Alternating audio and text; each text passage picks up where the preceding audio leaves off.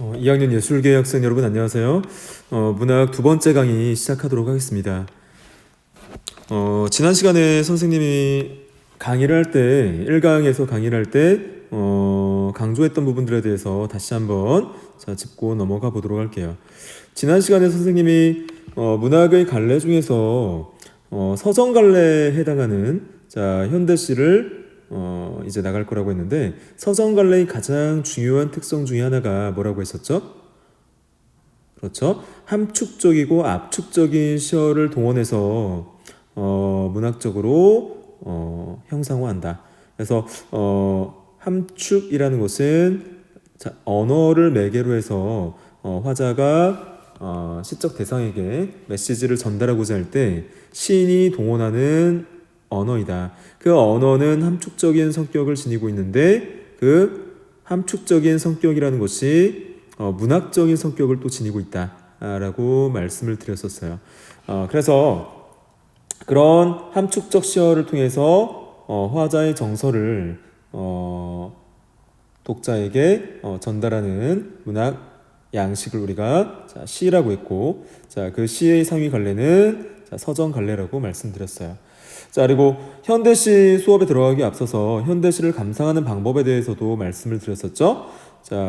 어떤 낯선 시 또는 여러분이 알고 있는 시를 다시 감상한다 하더라도 중요한 것이 그 시 안에서 말하는 이, 즉 화자 또는 시적 화자라고도 한다고 했었죠. 그 화자가 그 시 안에서 누구에게 이야기를 하고 있느냐, 그 누구에 해당하는 시적 대상을 여러분이 추출해내고, 그 화자가 시적 대상에게 뭔가를 전달한다고 했죠. 그 전달하는 메시지를 파악하기 위해서는 둘 사이의 관계성을 파악해야 한다. 그 관계성을 파악하기 위해서는 화자가 시적 대상에게 보이고 있는 정서와 태도를 파악해야 되는데, 이러한 네 요소를 여러분이 시에서 파악해낸다면 시인이 시를 창작한 의도, 즉 주제의식을 도출해낼 수 있다라고 말씀드렸었어요. 그래서 현대시 감상 방법을 일반화할 수는 없지만 대부분의 현대시가 이러한 감상법에 의해서 충분히 여러분이 자신의 어떤 감상 방법을 적용해서 감상해 나갈 수 있다라고 말씀드릴 수 있습니다. 오늘은 황인숙 작가의 봄눈 오는 밤이라는 시를 볼 텐데, 일단 제목에서 떠오르는 시상을 여러분이 한번 생각을 해볼까요? 봄눈 오는 밤에서 제가 중심 화제가 여기서 보니까 봄눈이네요. 봄에 눈이 내린다라고 여러분이 생각할 수도 있는데, 며칠 전에도 여러분 강원도 일대하고 제주도에 눈이 내렸죠. 그래서 지금이 4월인데 봄인데 눈이 오기도 한다라는 자연현상을 여러분이 우리 일상생활에서도 쉽게 발견할 수 있어요. 그래서 봄눈 오는 밤인데 눈이 내리는 봄, 그 상황이 지금 상정되어 있고, 그런데 계절적 배경은 봄이지만 구체적인 시간적 배경은 밤으로 설정이 되어 있어요. 그래서 눈 내리는 밤을 여러분이 떠올리시면 되는데, 눈이 내릴 때, 낮에 눈이 내릴 때와 밤에 눈이 내릴 때의 어떤 상황이나 그것이 가져다주는 감흥이 약간 다르죠. 여러분은 어떤가 모르겠어요. 눈이 낮에 내리는 눈보다는 밤에 내리는 눈이 선생님은 조금 더 아름답게 느껴지더라고요. 그래서 일단 밤에 내리는 눈은 그것이 달빛에 비치거나 아니면 다른 가로등이라든가 다른 불빛에 의해서 반사되어 나오는 그 빛이 굉장히 아름다워요. 그래서 계절적 배경은 봄이고 시간적 배경은 밤인데, 제목을 통해서 우리가 그 상황을 생각해 보면 굉장히 황홀하고 굉장히 아름다운 어떤 한 장면을 연상해낼 수 있어요. 그래서 그런 어떤 연상과 상상의 어떤 나래를 펼치면서 우리가 시를 한번 감상해 보도록 할게요. 자, 1년을 같이 한번 볼게요. 자, 1년 보니까 길 건너 숲속이라고 있어요. 자, 길 건너 숲속. 자, 어떤 길을 건넜더니 숲이 나왔다는 거죠. 길을 건너 숲속에 봄눈 맞는 나무들 이러고 있어요. 자, 봄에 내리는 눈을 막고 있는 나무들 이러고 있습니다. 자, 길 건너 숲속에 봄눈 막고 있는 나무가 바로 여기에서 우리가 시적 대상으로 생각을 해볼 수 있는 부분이죠. 자, 봄눈 맞는 나무들이 여기에서 시적 대상으로 설정해 볼 수 있어요. 자, 그래서 이 나무가 화자가 이야기하고자 하는 대상이다 라고 생각을 할 수 있습니다. 자, 마른 풀들이 가볍게 눈을 떠받쳐 들어 라고 했어요. 눈이 내리고 있는데 그 눈이 마른 풀들에 쌓이는 어떤 자연현상을 여러분이 생각해 볼 수 있어요. 자, 마른 풀들이 가볍게 눈을 떠받쳐 들어 라고 했습니다. 자, 눈을 떠받쳐 들었다는 것은 그 눈이 내리는 상황에서 폭설이 내려서 그 마른 풀들이 완전히 뒤덮였다는 의미가 아니라 살짝 내렸다라는 의미예요. 그래서 살짝 내렸기 때문에 그 마른 풀들이 화자의 시선에 포착이 된다는 거죠. 그래서 마른 풀들이 가볍게 눈을 떠받쳐 들어라는 부분은 이렇게 파악을 할 수 있습니다. 자, 나무 아래 눈이 쌓여 있지만 풀들을 완전히 뒤덮을 정도로 많이 내리지 않았다. 가볍게 쌓였다라고 여러분이 생각을 하시면 되겠어요. 자, 이 부분을 우리가 가볍게 눈이 쌓인 상황이다. 자, 가볍게 눈이 쌓인 상황으로 생각해 볼 수 있습니다. 자, 그 다음의 시적 표현이 굉장히 또 아름다운데요. 자, 발치가 하얗다라고 있어요. 자, 발치가 하얗다. 자, 여기에서 발치라는 것은 결국 마른 풀의 밑둥 정도로 여러분이 생각을 하시면 될 것 같아요. 여기에서 선생님이 보기에 이 발치라는 것은 이 마른 풀의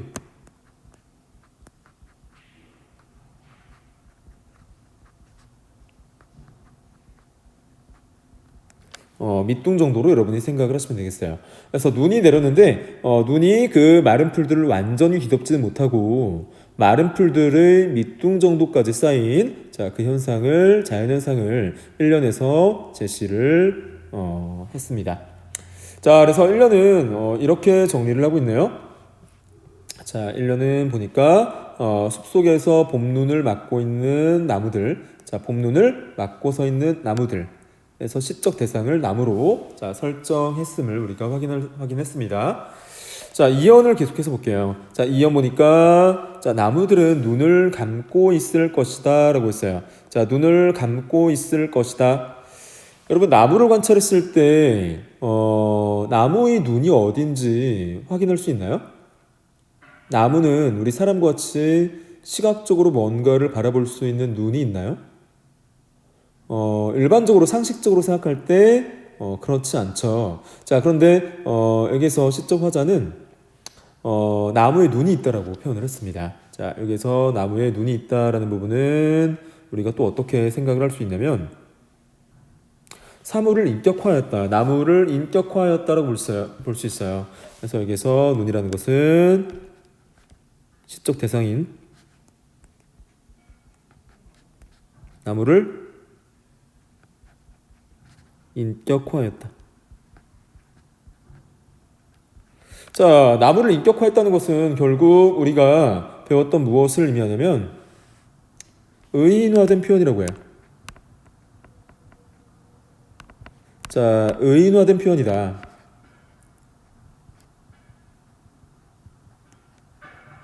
즉, 의인법이 적용되었다라고도 볼 수 있습니다. 자, 의인화된 표현으로서 의인법이 적용되었다. 나무들은 눈을 감고 있을 것이다. 자, 왜 눈을 감고 있었다라고 표현을 했을까요? 자, 보도록 하죠. 자, 너희 예쁜 감은 눈이라고 했어요. 자, 너라고 했습니다. 여기서 너라는 표현도 중요해요. 자, 여기서 너라는 표현은 왜 중요하냐?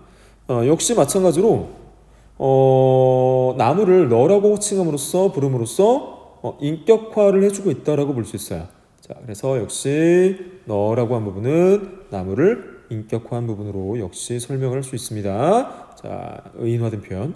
너의 예쁜 가문눈. 그러니까 여기서 너는 누가 되겠어요? 너는 여기서 나무가 되겠죠? 나무는 아까 선생님 뭐라고 했죠? 시적 대상이라고 했어요. 너의 예쁜 감은 눈이라고 했습니다. 또 눈에 주목을 하고 있어요. 자, 눈에 주목을 하고 있음을 볼 수 있어요.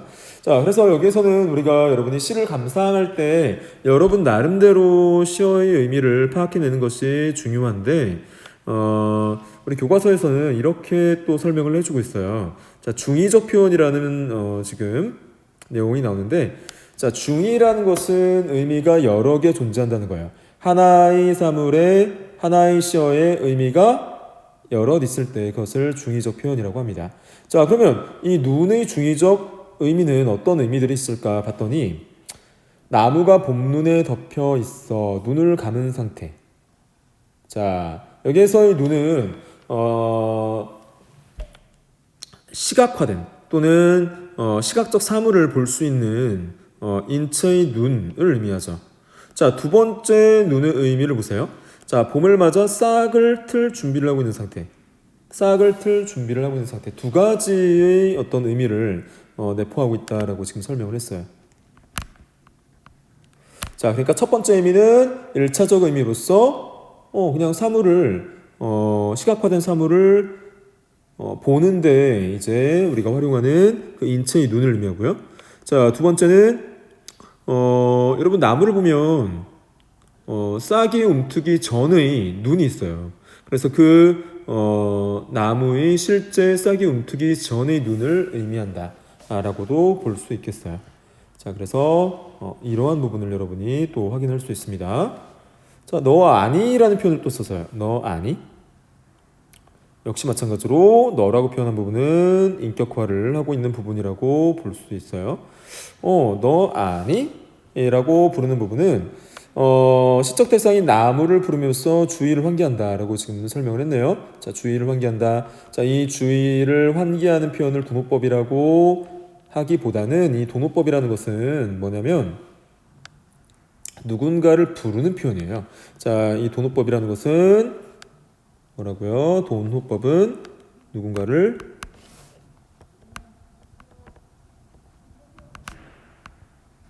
부르는 문학적 표현 기법이에요.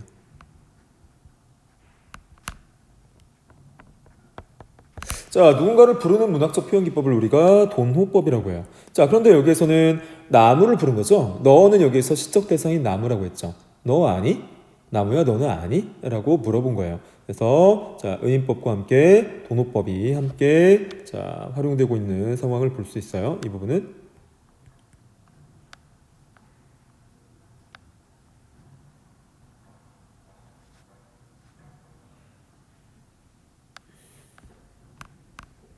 의인법과 도노법이 함께 쓰인 부분이다 라고 볼 수 있어요. 너는 뭘 아니? 라고 해서 자, 너는 뭘 아니? 너희 감은 눈이 얼마나 예쁜지. 자, 너가 또 사용됐죠? 자, 너희 감은 눈이 얼마나 예쁜지 아니? 라고 해서 굉장히 너라고 부름으로써 친화력을 획득하고 있는 부분을 볼 수 있습니다. 그래서 여기서 2, 3, 4행을 보면 자, 나무를 너라고 칭하고 있잖아요. 너라고 칭함으로써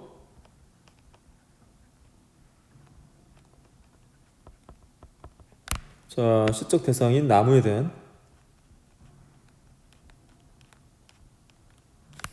시적 대상인 나무에 대한 친화력, 친밀감이라고도 하죠. 자, 친밀감을 표현했다. 자, 나무를 너라고 칭함으로써 자, 시적 대상인 나무에 대한 친밀감을 표현한 부분으로 우리가 확인을 할 수 있습니다. 자, 그래서 여기서 뭐 다시 정리를 해주고 있네요. 자, 나무를 너라고 지칭함으로써 의인화된 어떤 표현 기법이 적용되었고, 자, 구체적인 청자인 너로 설정해서 말을 건네는 표현 양식을 채택하였다 라고 여러분이 볼 수 있어요. 자, 그럼 2연에서는 나무에 대해서, 나무의 아름다움에 대해서 예찬을 한 부분이에요. 그래서 나무의 예쁜 감은 눈에 대해서 지금 설명을 한 부분이죠. 나무의 예쁜 감은 눈에 대한 예찬적인 어떤 태도를 드러내고 있다라고 볼 수 있습니다. 자, 이어서 3년을 보도록 할게요. 자, 3년. 자, 눈송이들이 줄다름쳐 온다라고 했어요. 줄다름쳐 온다.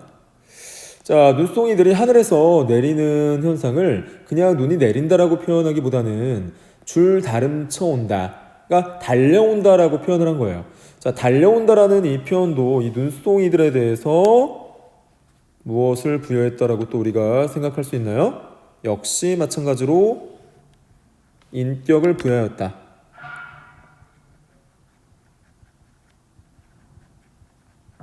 부여하였다. 그래서 의인화된 표현이고,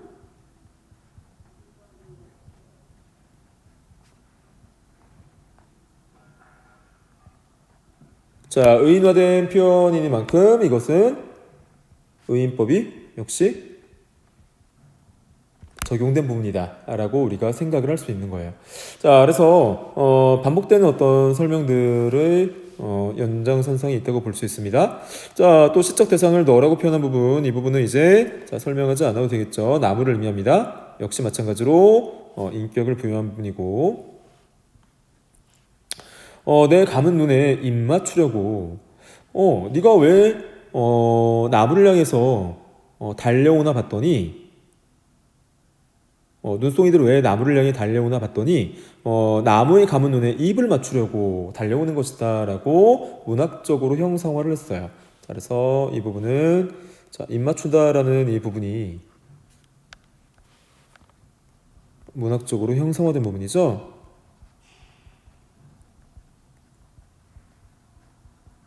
아름답게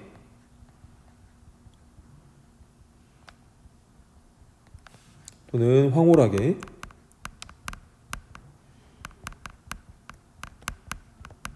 형상화된 부분이에요.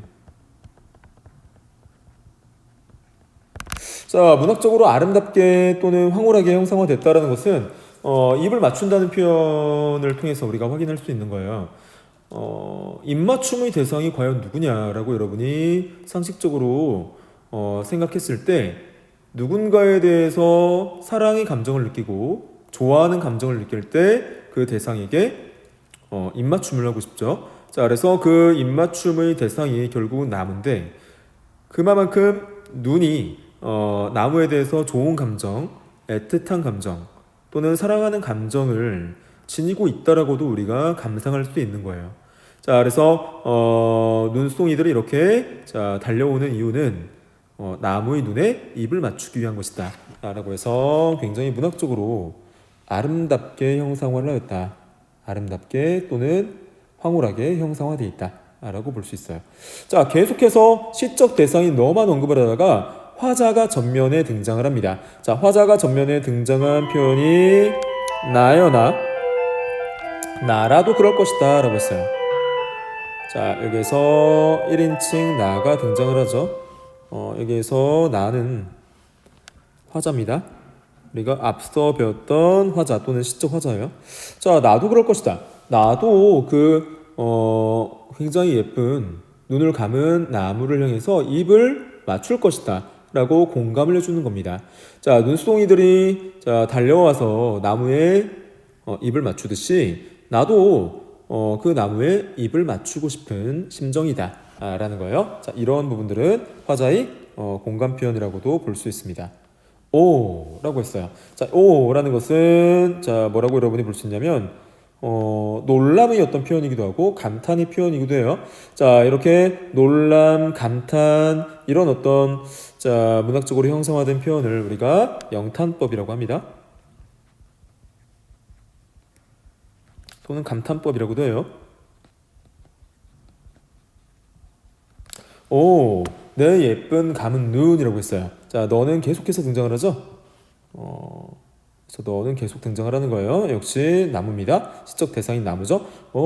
너희 예쁜 감은 눈에 퍼붓는 봄눈이라고 하면서 마무리가 되고 있어요. 자, 그래서 3년에서는 나무의 감은 눈에 입 맞추려는, 나무의 감은 눈에 입을 맞추려는 눈송이에 대한 어떤 공감적 표현을 잘 드러냈다라고 보시면 돼요. 자, 그러면 이 봄눈 오는 밤이라는 시는 시인이 이 시를 창작하면서 과연 무엇을 드러내고자 했을까를 여러분이 떠올려 보시면 돼요.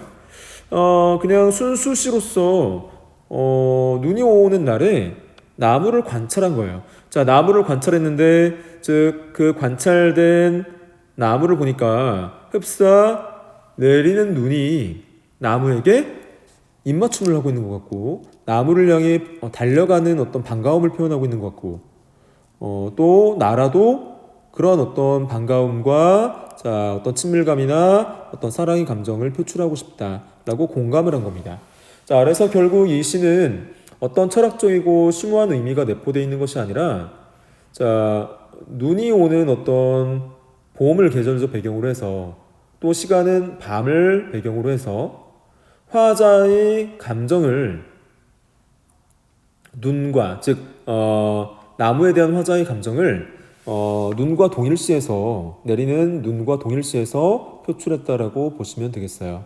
그래서 전체적으로 어떤 시대 현실을 반영하거나 아니면 외적 현실을 반영했다거나 이런 작품이 아니라 봄눈 오는 밤의 아름다움을 시각적으로 형상화한 작품이다 라고 보시면 되겠습니다. 자, 그래서 전체적으로 이 시를 정리했더니 이렇게 정리를 해주고 있어요. 지금 보니까 이 시는 굉장히 심미적이다, 아름다운 어떤 시다라는 거죠. 그리고 봄날에 눈을 맞고 서 있는 나무를 제재로 있고, 역시 나무의 아름다움이 주제입니다. 자, 그리고 의인법 또는 중의법 등의 어떤 다양한 표현들이 쓰였고, 여기에 어떤 표현들도 있었어요? 누군가를 부르는 돈호법도 있었죠. 뭐 어디 있었어요? 영탄법도 있었죠. 자, 이런 표현들이 있었어요.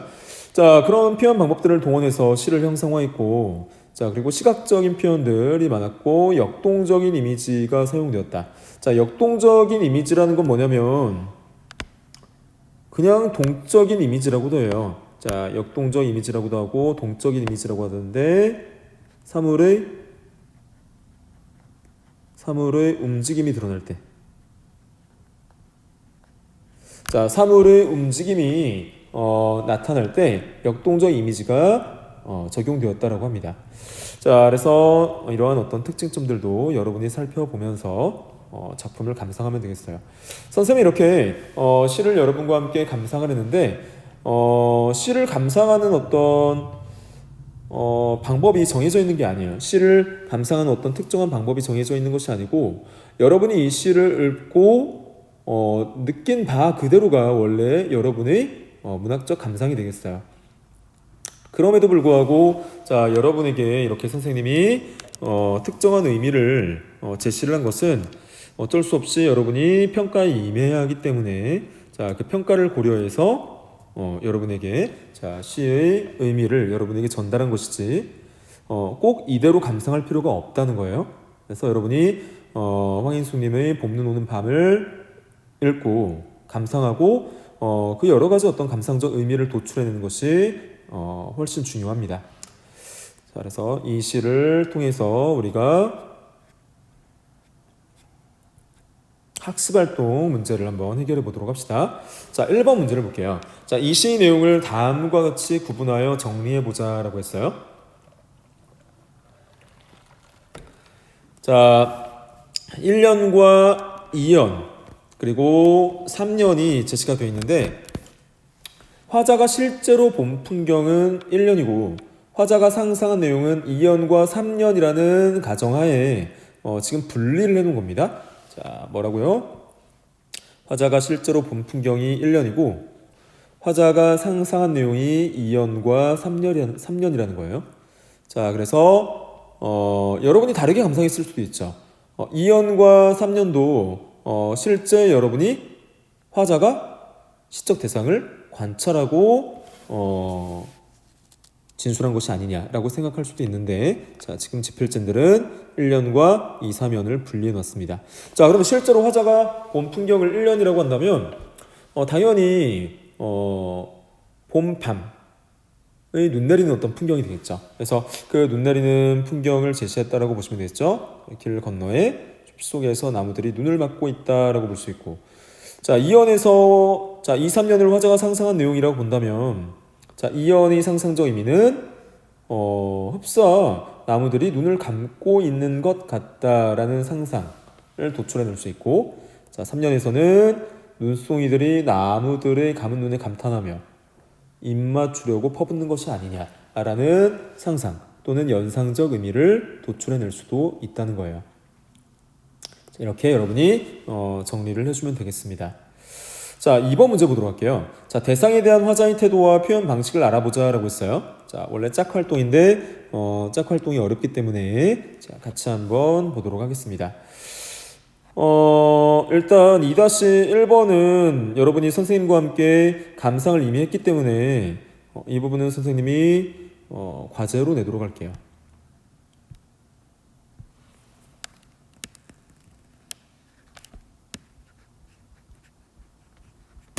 그래서 여러분이 과제 게시판에 탑재를 해주면 되겠어요.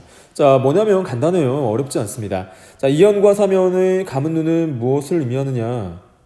아까 선생님이 중의적 표현 이야기하면서 말씀을 드렸었죠. 자, 그 다음에 두 번째 물은 뭘까요? 자, 화자는 왜 감은 눈이 예쁘다고 표현했을까? 왜 예쁘다고 했을까를 여러분이 한번 추론을 한번 해보시고요. 자, 세 번째 질문을 보면, 자, 눈송이들이 감은 눈에 입 맞추려고 한다. 감은 눈에 입 맞추려고 한다라고 표현한 까닭, 이유가 뭐냐라고 했을 때 여러분이 역시 그 이유를 한번 자유롭게 생각을 해서 과제 게시판에 올려주시면 되겠어요. 그래서 다음 시간에 선생님과 함께 살펴보도록 하겠습니다. 자, 넘어갈게요. 자, 2번 볼게요. 자, 2번 이 시에서 대상의 아름다움을 부각하기 위해서, 그래서 대상은 나무죠. 자, 대상의 아름다움을 부각하기 위해 사용한 표현 방법을 모두 찾아보자. 이거는 어렵지 않을 거예요. 자, 나무를 의인화했어요. 의인법. 어떻게 의인화했었죠? 너라고 계속 표현하죠. 너의 예쁜 감은 눈, 너 그거 아니? 내 감은 눈이 얼마나 예쁜지. 내 감은 눈에 입 맞추려고. 내 예쁜 감은 눈. 이런 어떤 표현들이 모두 인격을 부여한 의인화된 표현이라고 말씀드렸었죠. 중의법도 나와 있었죠. 시각화된 눈이냐? 자, 아니면 실제 싹이 트기 전에 그 눈을 말하느냐? 트기 전에 눈을 말하느냐? 자, 도노법도 있었어요. 나무를 부르고 있었죠. 뭐라고 불렀었죠? 너 아니라고 불렀었어요. 자, 그 다음에 영탄법도 있었죠. 자, 영탄법. 너의 예쁜 감은 눈이라고 해서 영탄법도 있었어요. 자, 그래서 이런 여러 가지 어떤 표현 기법들이 적용돼 있었다라고 여러분이 볼 수 있어요. 네 가지 표현 기법이죠. 의인법, 중의법, 도노법, 영탄법이 어떤 표현들이 적용이 돼 있어요. 자, 이런 표현들을 적용했을 때 어떤 그 문학적 효과를 가져다 주느냐라고 했을 때 나무를 사람처럼 표현함으로써 사랑스럽고 친근한 느낌을 준다고 했죠. 선생님이 아까 강조했던 것은 어떤 부분이었어요? 이 친근한 느낌이 굉장히 중요했었죠. 친밀감을 부각한다라고 선생님이 설명했었어요. 자, 친밀감을 부각하고 친근한 느낌을 주는 어떤 표현들이다. 이것은 선생님과 아까 살펴본 바와 같이 화자가 시적 대상인 나무에게 가지고 있는 감정과도 유사해요. 그래서 사랑의 감정 또는 애틋한 감정 또는 좋아하는 감정, 이런 감정들이 이러한 문학적 표현 기법들을 통해서 제시가 된 것이다 라고 보시면 되겠어요. 자, 3번을 같이 한번 또 보도록 할게요. 자, 이 시를 감상하면서 특별히 아름답다고 느낀 구절을 찾고, 자, 왜 그렇게 생각하는지 이야기해보자. 자, 원래는 그 모든별 활동을 하면서 모든별로 정리를 하고 여러분 의견을 들어봐야 되는데, 자, 그럴 상황이 안 되니까 역시 이 3번 문제도 과제로 선생님이 되겠습니다. 자, 이 3번 문제도 여러분이 과제로 여러분의 의견을 자유롭게 게시판에 과제 게시판에 올려주시면 되겠어요. 자, 어떤 부분이라고요? 특별히 아름답다고 느낀 구절. 선생님은 굉장히 아름다운 구절들이 많았어요. 예를 들어서 감은 눈, 예쁜 감은 눈이라든가 너희 감은 눈이 얼마나 예쁜지, 또는 눈송이들이 줄다름쳐 온다. 자, 내 감은 눈에 입 맞추려고.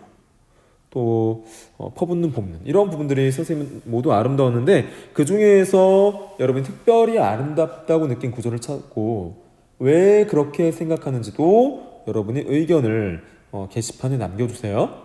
선생님이 한번 확인하도록 하겠습니다.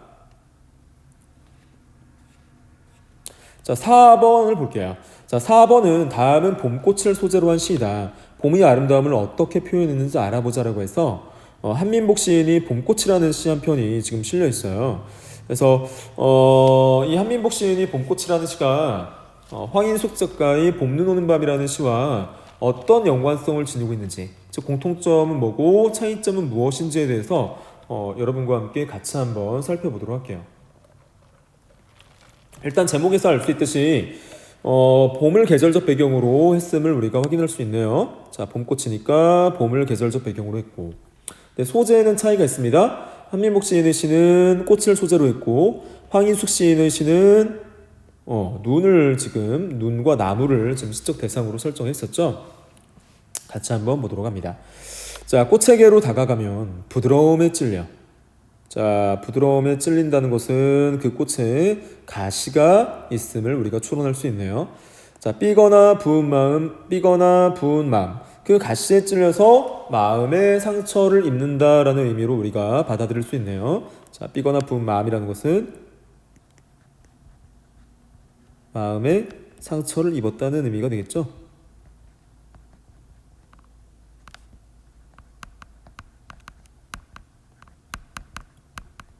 자, 화자가 마음의 상처를 입었다라는 것을 의미해요. 자, 금세 환해지고 선해지니. 자, 환해졌다 그리고 선해졌다는 것은 무엇을 의미한가요? 자, 상처를 입은 마음의 상처가 치유되었다. 자, 원래 상처를 입었었는데 그 마음의 상처가 치유되는 과정을 보여주고 있다라고 보시면 돼요.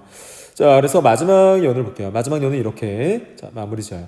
봄엔 아무 꽃침이라도 맞고 볼 일이라고 해서 꽃을 여기서 침이라는 표현을 통해서 제시를 했어요.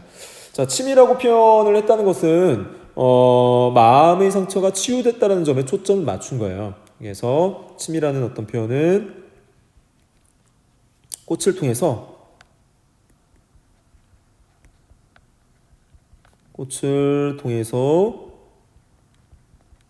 마음의 상처가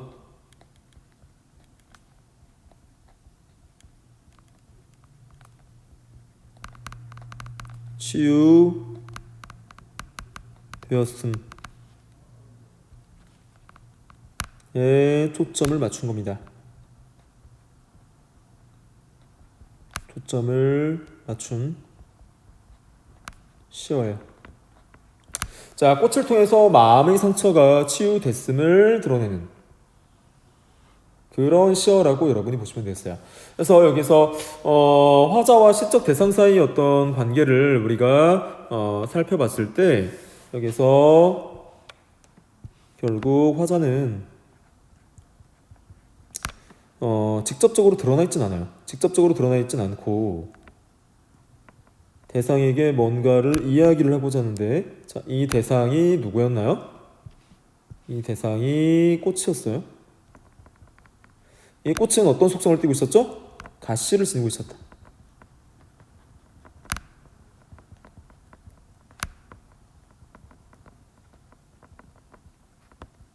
자, 그래서 이 꽃은 가시를 지니고 있기 때문에 이 꽃으로 인해서 화자가 상처를 입기도 하고, 자, 상처를 입기도 하고, 자, 꽃의 어떤 아름다움에 의해서,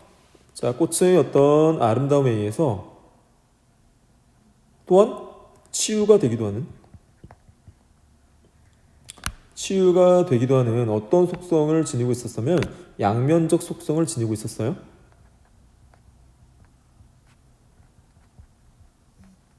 자, 그래서 우리가 일상생활을 살아가면서 이 꽃이라는 사물이 이런 상처를 주기도 하고 또는 치유의 대상이기도 하는, 치유의 대상이 되기도 하는 어떤 양면적 속성이 있는데, 자, 궁극적으로 치유에 조금 더 초점을 두고 있었죠. 결국은 이 화자가 이 꽃이라는 대상으로 인해서 자, 무엇을 하고 있었다? 삶의 회복을 이끌어내고 있었다. 자, 그래서 이 삶의 회복을 이끌어나가고 있는 이 시적 대상인 꽃을 자, 지워졌네요. 미안합니다.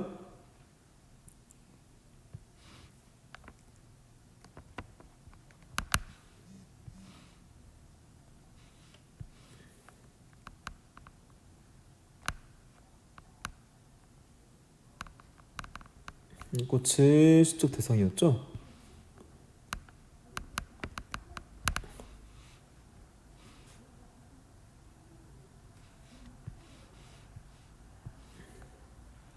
자, 이 꽃이라는 시적 대상에 대해서 어떤 인식을 가지고 있었냐라고 볼 수 있냐면 긍정적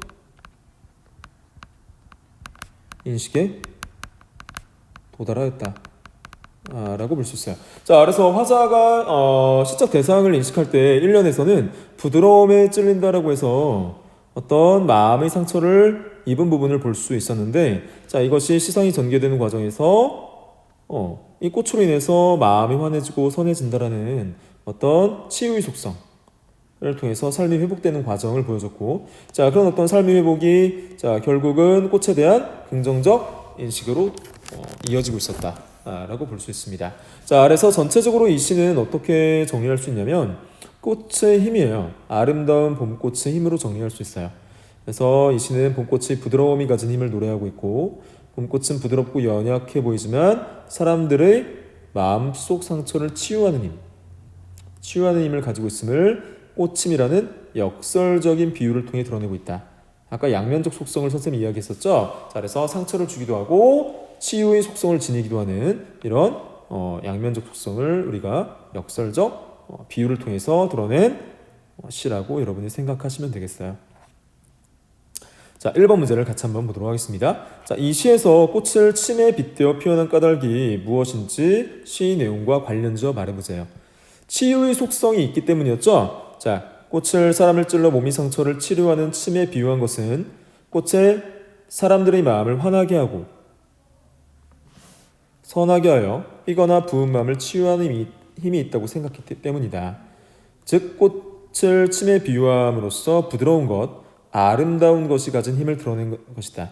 부드러운 것, 아름다운 것이 가진 힘을 드러내고자 하는 것이다. 자, 선생님이 모두 설명한 부분이기 때문에 넘어갑니다. 자, 2번. 자신의 주변에서 이 시의 꽃임과 같은 의미를 지닌 대상을 찾아 그것에 대해서 이야기해보자. 역시 이것도 선생님이 과제로 내주도록 할게요. 여러분이 일상생활에서 한민복 시인의 그런 봄꽃과 마찬가지로 어떤 치유의 대상이 되는, 마음의 상처를 치유해주는 대상이 있다면, 자, 그 대상에 대해서 이야기를 해보자는 거예요. 자, 자유롭게 여러분이 게시판에 올려주시면 되겠습니다. 자, 3번. 봄눈 오는 밤과 봄꽃처럼 봄이 아름다움을 느끼게 하는 대상을 하나 정해서 그것을 인상 깊은 식으로 표현해보자 라고 했어요. 자, 이 부분도 선생님이 과제로 내도록 할게요. 오늘은 과제가 3가지네요. 자, 뭐 여기 예시가 있는데 예시를 미리 보지 말고, 자, 이 부분이죠. 봄의 아름다움을 느끼게 하는 대상 하나를 정해서 인상 깊은 식으로 표현해보는 활동. 자, 역시 자유롭게 게시판에 올려주시면 되겠어요. 자, 오늘 수업은 여기까지 진행하도록 하고요. 우리가 서정갈래의 현대시 한 편을 배우면서 현대시 문학적 감상 방법에 대해서 배웠고, 자, 그런 어떤 감상 방법에 국한하는 것은 바람직하진 않은데, 그래도 여러분이 한 편의 어떤 시를 감상함에 있어서 참고하면 좋은 방법에 대해서 설명을 했어요.